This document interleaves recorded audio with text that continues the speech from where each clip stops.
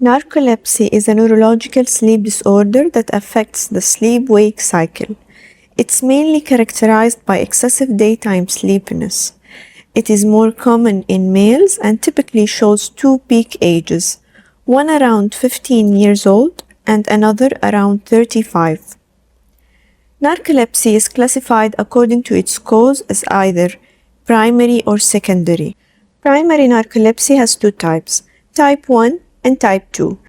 Let's start with type 2, because it's the easier one. Why? Because it's idiopathic and there is not a whole lot to know about it. Just remember that it used to be called narcolepsy without cataplexy, and I'll explain what cataplexy is later.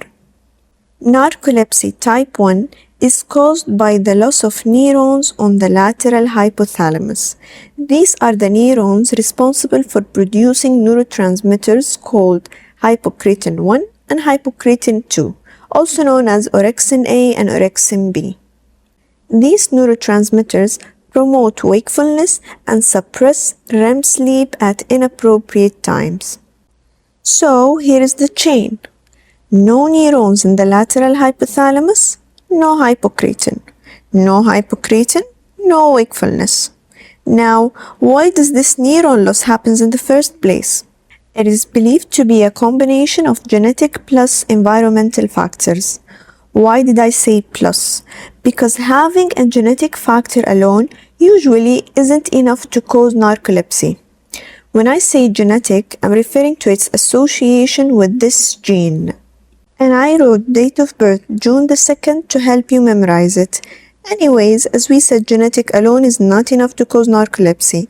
Environmental triggers such as strep infection or pandemic vaccine can lead to autoimmune response in which the body produces antibodies that attack the neurons, leading to its loss and damage. Regarding the secondary type, it is usually secondary to anything that leads to cerebral damage or genetic syndromes. Cerebral damage caused by inflammations, tumors, stroke, and so on. Genetic syndromes like Niemann-Pick disease or Prader-Willi syndrome. So the etiology in summary can be primary and secondary. Primary is type 1 and 2.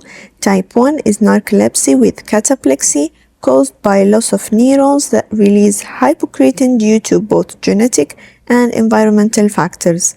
Type 2 is narcolepsy without cataplexy and is idiopathic and has normal hypocretin levels. The secondary type is due to cerebral damage or genetic syndromes. So what does narcolepsy actually look like clinically? The earliest and hallmark symptom is excessive daytime sleepiness.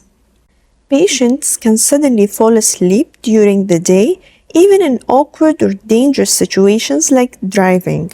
These sleep attacks are usually short, often less than 30 minutes, and interestingly, patients usually wake up feeling refreshed.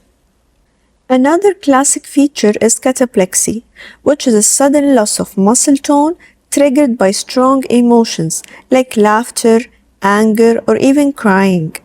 A patient might suddenly have their knees buckle, head drop, or jaw go slack, but they stay fully conscious the whole time. These episodes usually last just a few seconds to a couple of minutes. Patients can also experience sleep paralysis, that scary feeling of waking up and not being able to move or speak for a minute or two. And to make it even creepier, it can come with a vivid dream-like hallucinations. These hallucinations may happen while falling asleep, called hypnagogic hallucinations, or while waking up, called hypnopompic hallucinations. They're often vivid, realistic, visual, or auditory, and sometimes frightening because REM dream activity is basically leaking into wakefulness. Another interesting symptom is automatic behavior. Patients may continue doing routine activities like writing, typing, or even driving without fully realizing it, and later have no memory of doing them. And finally, narcolepsy is often associated with other issues like depression, obesity, headaches, low libido, and overall difficulty functioning in daily life. Not every symptom has to be present for someone to have narcolepsy. That's why the diagnosis isn't based on symptoms alone. The first step is ruling out other causes of excessive daytime sleepiness from history. Tools like Epworth Sleepiness Scale can help assess the average daytime sleepiness. Patients may also be asked to keep a sleep diary for 1 to 2 weeks, while their sleep habits, medications, and use of stimulants are reviewed. A history of cataplexy should also be assessed from the patient and, when available, family members or caregivers. According to current diagnostic criteria, narcolepsy requires excessive daytime sleepiness lasting at least 3 months, along with specific sleep study findings, cataplexy, or in some cases, low hypocretin levels. To confirm the diagnosis, sleep specialists typically perform sleep studies. These include overnight sleep study followed by a daytime test called the multiple sleep latency test. In people with narcolepsy, these tests often show that they fall asleep unusually quickly and enter REM sleep much earlier than expected. Unfortunately, currently there is no cure for narcolepsy. Treatment focuses on managing symptoms and improving daily functioning. Management starts with lifestyle changes like maintaining a good sleep hygiene, keep regular nighttime sleep schedules, avoid alcohol and other substances that disrupt sleep, and consider planned daytime naps to reduce sleep attacks. Patients should only drive when symptoms are well controlled and they are receiving treatment. For excessive daytime sleepiness, first-line medications include modafinil, which is wakefulness-promoting agent, often described as a non-amphetamine CNS stimulant.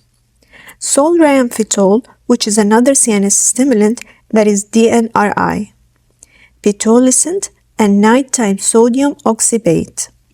Both pitolisant and sodium oxybate are also effective for treating cataplexy. But keep in mind that sodium oxybate can cause severe respiratory depression and should never be combined with alcohol or other CNS depressants. There are also several second-line options that may be used to manage narcolepsy symptoms.